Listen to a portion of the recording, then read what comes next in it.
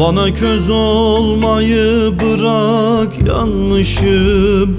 Güya sana yaranmışım, canmışım.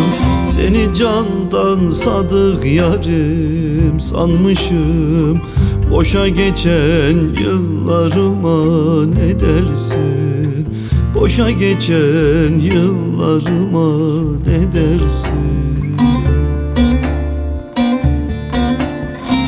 Kaptansız geminin yönü olur mu? Gezer umman deniz kıyı bulur mu? Gider gençlik bende baki durur mu? Azan vurmuş dallarıma ne dersin?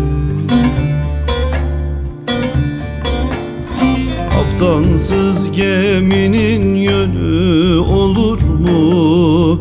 Gezer umman deniz kıyı bulur mu? Gider gençlik bende baki durur mu? Azan vurmuş dallarıma ne dersin?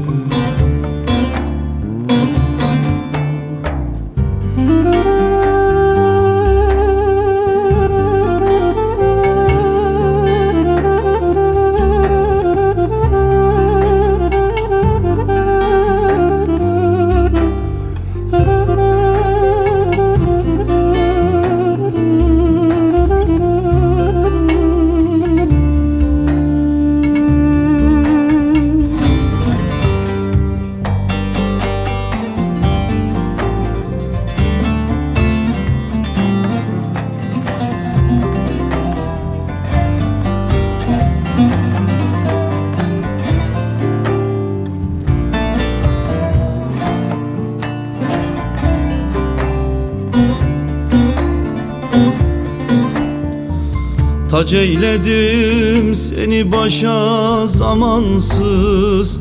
Yakalandım derde aşka amansız. Ben melhemi buldum hem de lokmansız. Kilit vurdum dillerine ne dersin? Kilit vurdum dillerine ne dersin? Doğduyum aklım başta zay oldu. Şu cihanda dertler bana pay oldu. Gözyaşlarım yanağımda çay oldu. Düştüm azgın sellerine ne dersin?